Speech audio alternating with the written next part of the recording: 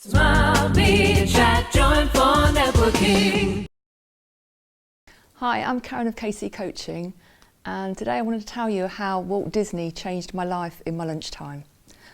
I'm then going to run through 5 steps of how to achieve a business goal or a dream you might have, and then I'm going to do a bit of a fun quiz at the end of it. So how did Walt Disney change my life in my lunch hour? Well, it all starts about 14 years ago.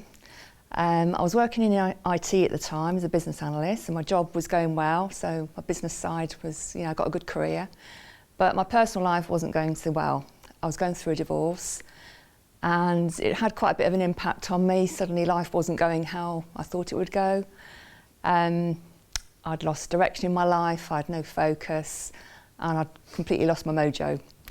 So someone recommended me to go to this seminar, and the seminar was called How to Change Your Life in Your Lunchtime. So the title intrigued me. This was back in 2002, so I'd still not really heard of what coaching was, so I didn't know what to expect from this seminar. So I went along to it. And if I break down first of all what the 5 steps in this seminar were, and then I'll go through exactly how it affected me. So out of the 5 steps at this seminar, the first one was looking at your values, so whether that's values in your personal life or your business life. The second one was looking at what dream or ambition did you have, looking at what you wanted to achieve. The third one was to get out and tell people about it, so share what your dream was or your ambition. The fourth one was setting a motivational deadline. And the 5th step, I'll come back to that later. So I go along to this seminar and we start these exercises, and I paired up with somebody. First of all, we looked at what our values were. And because I was going through the divorce, family was quite uppermost in my mind. I've not got kids, but I'm very close to my sister, and she'd got 2 little ones. So my focus at that time was all around that, and that came out in this values exercise. The second one was to share a dream that we'd got. Now, I'd never actually said my dream out loud to anyone before, so actually telling this person who I didn't know at this seminar what this dream was, it suddenly felt quite started to feel real as I said it. So my big dream was to take my nephew and niece to Disney World in Orlando.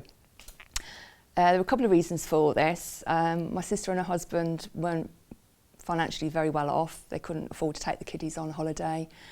And I guess I wanted to be the nice auntie and take the kids away and, get that dream holiday before they got too old to really enjoy it. But things held me back, number 1, I couldn't afford it. Number 2, I'd never had kids myself, so how would I cope taking 2 little ones on a holiday as big as that? And 3, I couldn't afford it. Now, I know I did say that twice, because I think that was my main stumbling block. So, as soon as I thought that, I thought, yeah, this is never going to happen. But at this seminar, saying it out loud, it suddenly started to feel a bit more real. So what happened is because we were focusing on what we wanted to achieve and not how we were going to achieve it, the money bit didn't actually come up as an obstacle. So by the time I'd left this seminar, I'd got a plan. I knew definitely that I was going to take my nephew and niece to Disney World in Orlando, no matter what it took.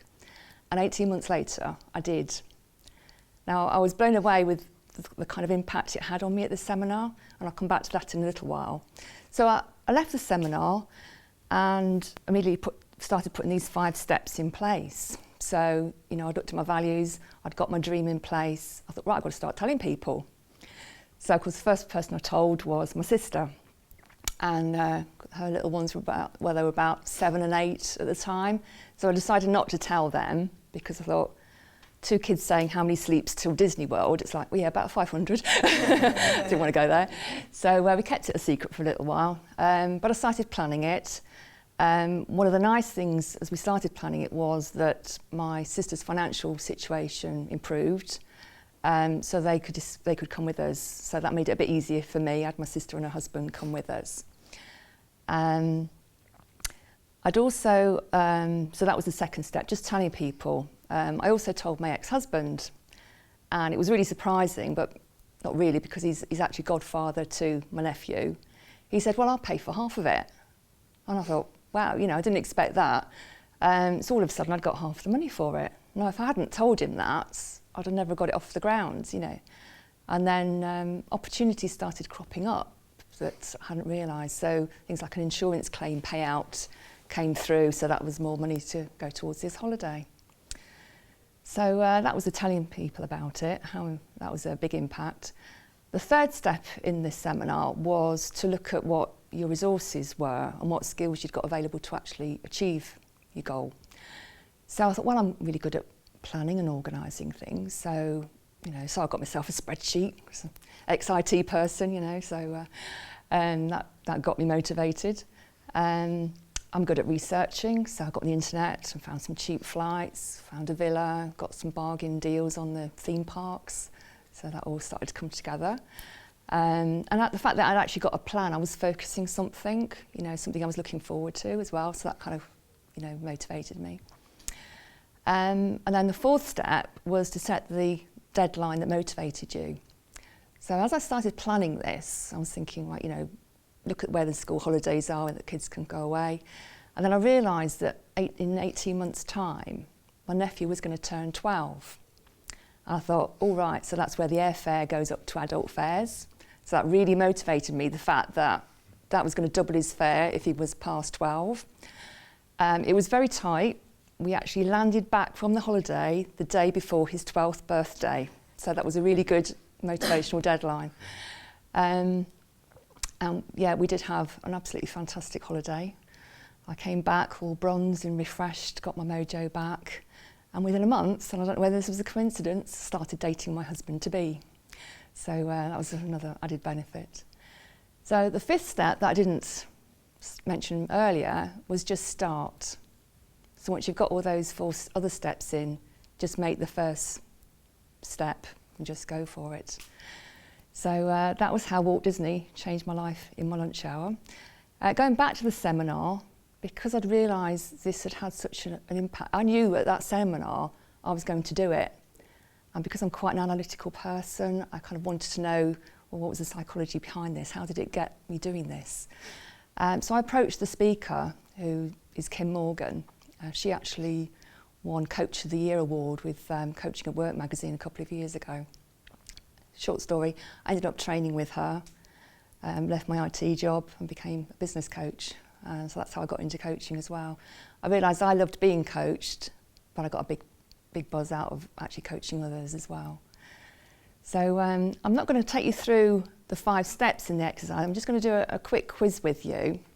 So if you want to get into pairs, you can do this on your own as well, but it's a bit more fun if you do it in pairs.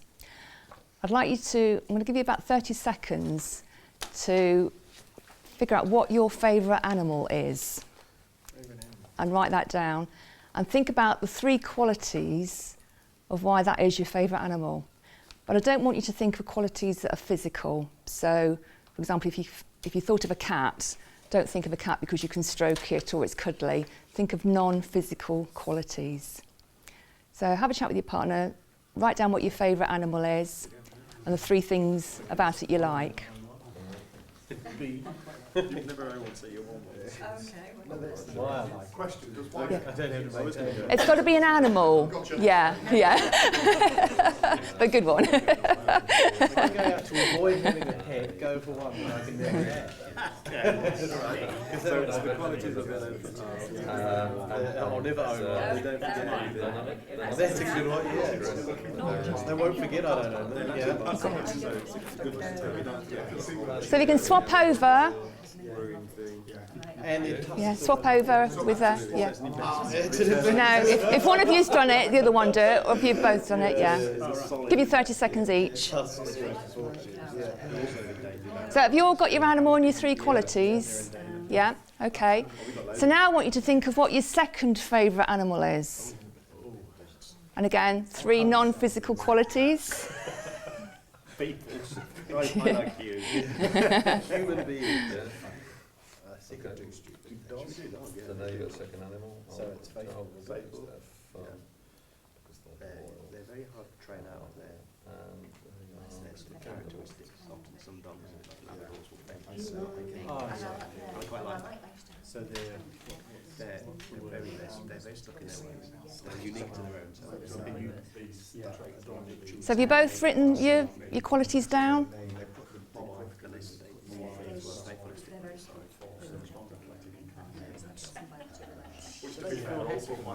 They can really help. Yeah. Has everyone had a turn? Have you both got 2 animals down with 3 qualities? Yeah. So do you know what the third question is going to be? What's your least favourite? What's your third favourite animal? Yeah. And again, the 3 non-physical qualities. If I could get my first 2 to breed, that would be That's an interesting one. I've not had that one before, actually. Just out of interest, is it actually real or can it be mythical? Let's not go for birds. Mythical. Like kind of a dragon, for example. Go for it. Go for it. Yeah. Again, I've not had that before, but yeah, it could work. Yeah, this could work. They're American. They're good import. Yeah, they're American. They're cute and they've got a vicious beautiful. Cute and vicious, they're like a woman.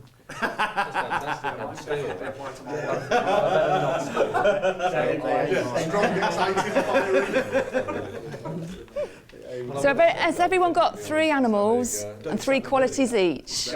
Okay. It is. Right. So the first animal that you wrote down and the 3 qualities, that's how you view yourself. Whoa. Okay, yeah, I'll go with that. Yeah. Yeah. Okay. The second animal. Brilliant.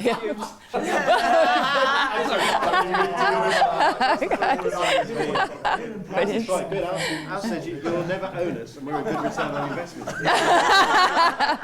Brilliant. We'll never forget anything. Always close a deal. Yeah. I like that. The second animal you wrote down, that's how you think others view you. And it's how you think others, so it might not be how they do, but this is your perspective. Yeah? Yeah. Is that quite accurate? Yeah? Okay, yeah. So this is what we're never going to be, America. That's true. High flyer. Yeah. Never going to be a woman. Never going to be a woman. What animal did you have? Squirrels. Oh, brilliant, yeah. Cute but vicious. Cute but vicious. Brilliant. And the last question was your third animal. That is how you would like others to view you. So we like people to think of us as that. All right. Cute but vicious. Cute but vicious. That works well for me. So did your dragon work? Yeah. Strong, exciting and fiery. It's actually, yeah. Brilliant, yeah. Yeah, brilliant. Yeah, it kind of works. Okay. So the reason for that quiz was that's one of the techniques I use in a coaching workshop. So I've used that as an icebreaker. It's quite good for getting people to chat and talk to each other. Plus you learn something from each other, and it's about changing perspective, which is a lot of what coaching does. So thank you for taking part. Smile, be chat, join for networking.